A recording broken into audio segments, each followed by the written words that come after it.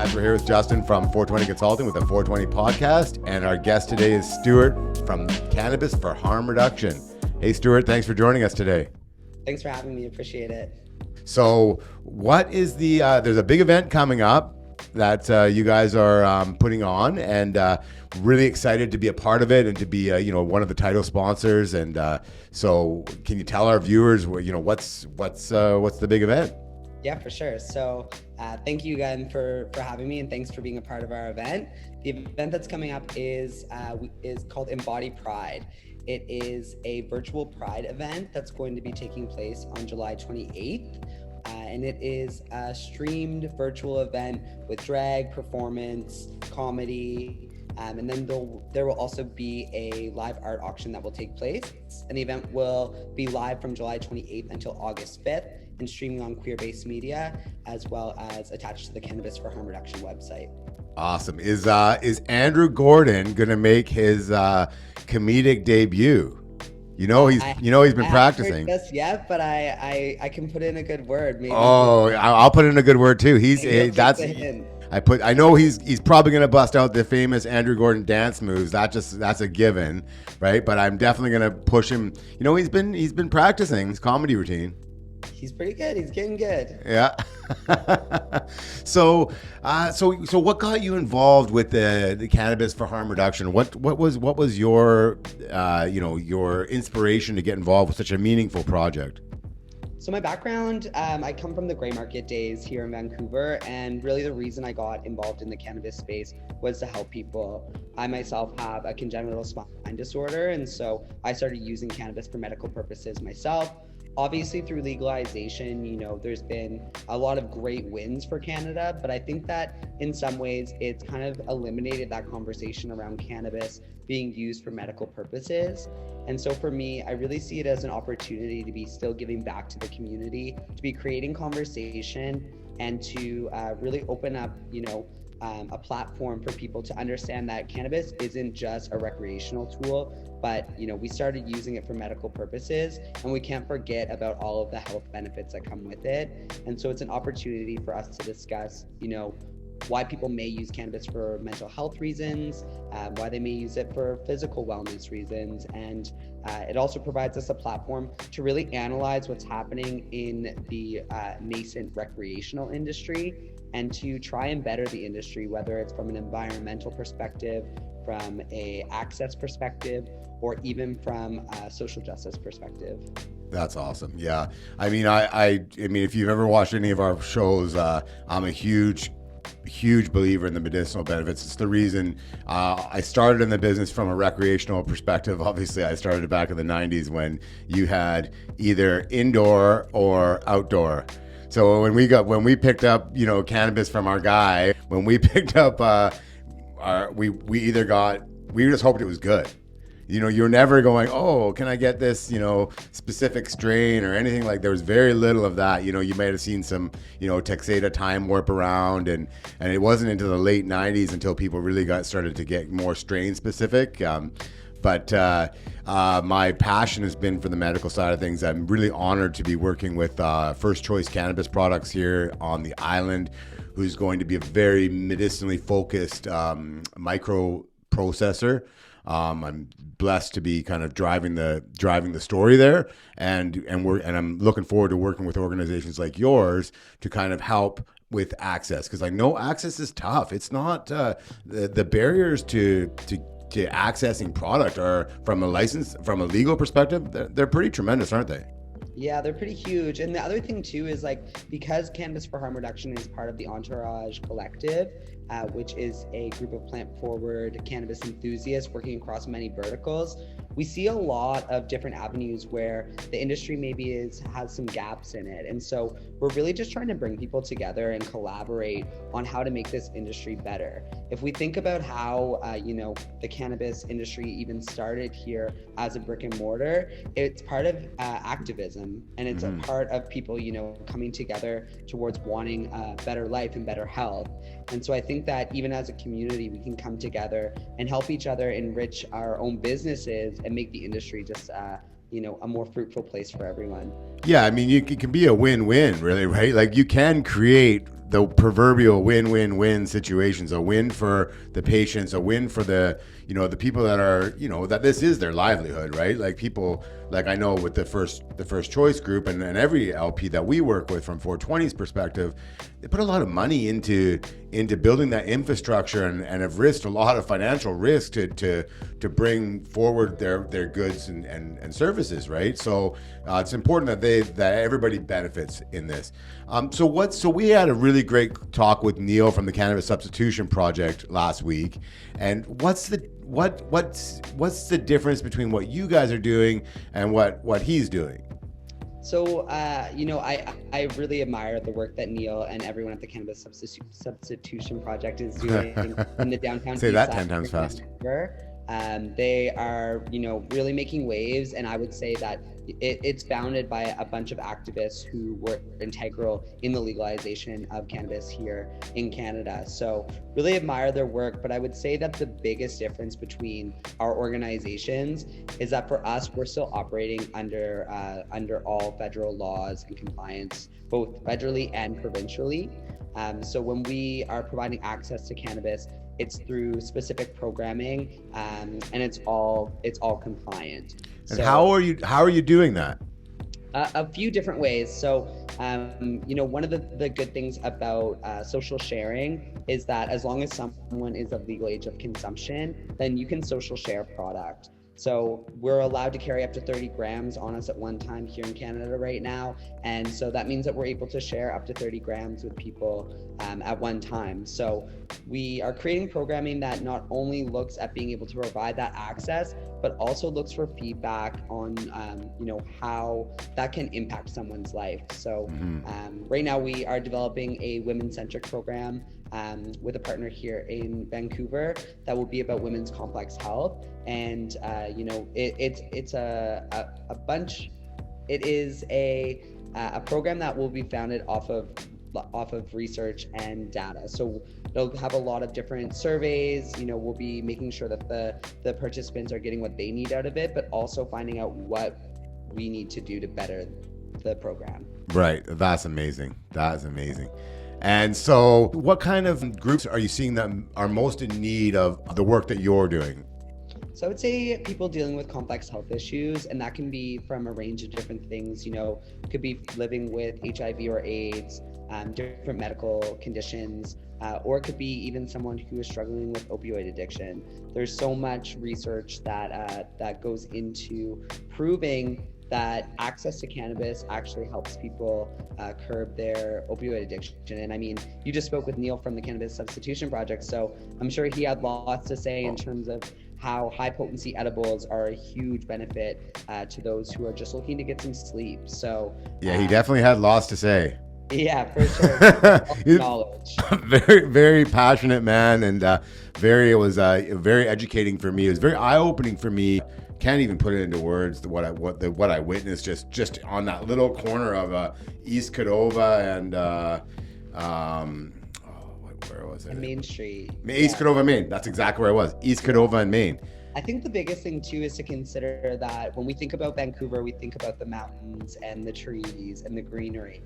What we don't think about is the cost of living and how that really affects the people of Vancouver. And when you see any news coverage or anything of Vancouver, it's not typically covering it in the downtown east side, showing the city in that light. It's something that people like to pretend doesn't exist, but whether or not you acknowledge it, it still is going to be there. And so I think projects like Cannabis Solutions and also CFHR are integral for helping those people and understanding the needs of them too. They're just people, and they deserve the same respect that everyone else gets. I 100% agree. I mean, it's so easy for somebody to come down there and just paint everybody with the same sort of brush, and we know that's unfair, and it's stereotyping and all those things that we're trying to avoid in this kind of woke state that we're all trying to get to, or at least I'm trying to get there, right? But I there's older generations that would just look at that as a bunch of drug addicts, and they would just write them off as such, and we know there's so much more that's that these individuals are suffering from. And it's not just addiction; it's mental. Most addiction is fueled by some sort of a health problem that whether that's mental health or. The thing too is that when we look at the groups that are typically affected by things like addiction, it typically stems from mental health, trauma, and things that we don't really acknowledge. And we are starting to come into an age where mental health becomes a larger conversation. I think that even throughout the pandemic, we've witnessed that become a great starting point for people talking about their mental health, because we all have our own mental wellness, right? It doesn't matter whether you're struggling with a specific illness, but at the same time, it isn't integral to everybody's life, their mental wellness. And for sure. I suffer from PTSD. I've been in the hospital. I've been hospitalized twice with chronic depression and brought on by PTSD. And so I know firsthand, and I also know firsthand that I didn't want to tell too many people because of the stigma. Like I'm much more open about it now, but that wasn't that long ago. It was 2014, 2015, and I just recently have now, I have a public forum and I've recently been opening up about it, right? But I can tell you one thing, I wasn't out there, singing about my mental health issues to everybody back in those days, right? It was very stigmatized, and I'm glad to see that that's kind of changing a bit.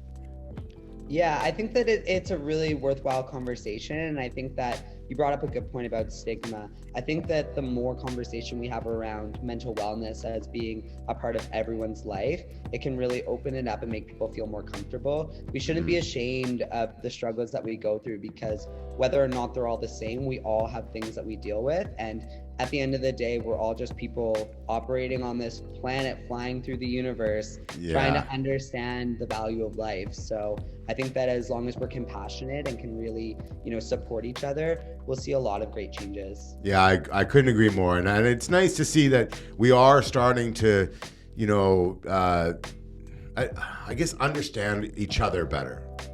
We're taking the time to try and get there.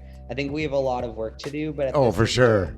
I'm very hopeful. It is disheartening when you see the news and everything that's going on in the world. And I really just hope that we can move past this age of keyboard crusaders, where people are just active online in sharing things, but they become active in life in, really standing up for what they believe in, and really forcing for some change, because I think, we're at the precipice of that. And I think that especially with the younger generation coming into play, Gen Z, who are really, really mindful of people's feelings, I think that, hopefully we'll start to see a little bit of shift in the powers that be, because of the way that we all choose to use our voice and to use our right to vote for those who best represent us. You hit the nail right on the head. Like when I look at my daughter, she's 12 years old, and she has a level of compassion and understanding, and I'm assuming that's coming not only from home, but also from what's going on at school and what the kids are being taught, right? Even if you just look at the fact of how fast news travels these days, we all have a newspaper that is in our hand constantly.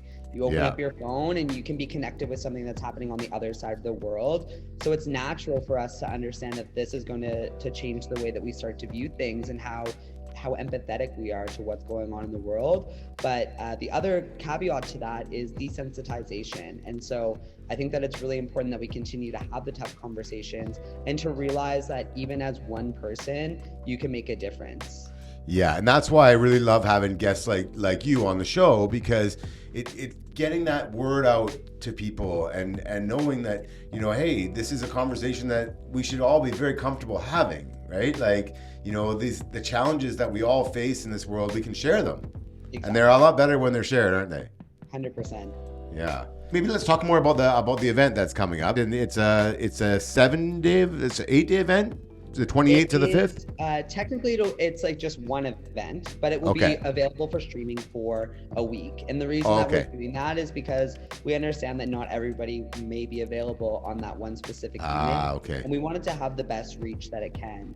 The big thing about Pride is that Pride's for everybody. It's about sharing in this event. It's about recognizing that there is a community out there. And so we really want to maximize on the time that we have by allowing for that event to exist for a week. And So you're gonna live stream it, right? There'll be a live component to it, right? So it's all going to be available through like virtual. But we typically, for what we're doing with the performers, is we're doing pre-recorded sessions again, so that they don't have to be available all on that one day. Makes sense. Pride is a very busy time for everyone.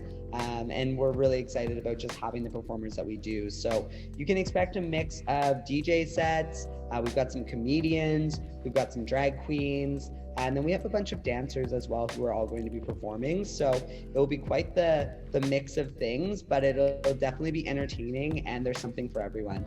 And the best part is that we're going to be supporting some really great initiatives. So one of the initiatives is Rainbow Railroad. I'm not sure how familiar everyone is. No, I'm not. Yeah, maybe you could tell our viewers. Yeah, that'd be great to learn more. So, yeah.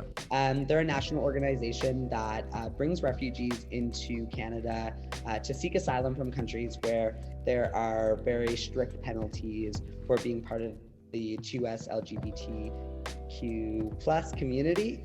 And then we'll also be supporting Qmunity, which is an organization here in Vancouver, located on Davie Street, that has a ton of different programming and support systems for people that are within the queer community.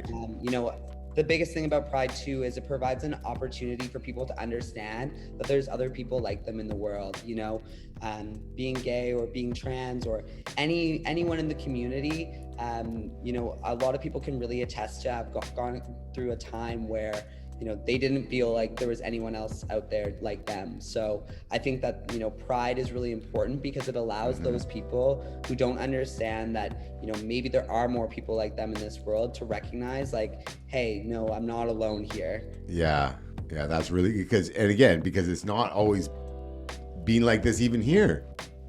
Exactly. I mean, right? I'm from a really small town in New Brunswick. Yeah. I was the only gay person I knew growing up. And so it's really confusing when you don't know people who are like you and you're trying to navigate through life and deal with all of the other things that come with adolescence and the challenges that are inherent to everyone, but at the same time trying to place yourself and understand, where you fit in the world. So certainly I think it's a very important thing to have. And we're really fortunate that our Pride here in Vancouver happens at the end of July and start of August, because hopefully we can get some support from the rest of the country who typically celebrates Pride during June.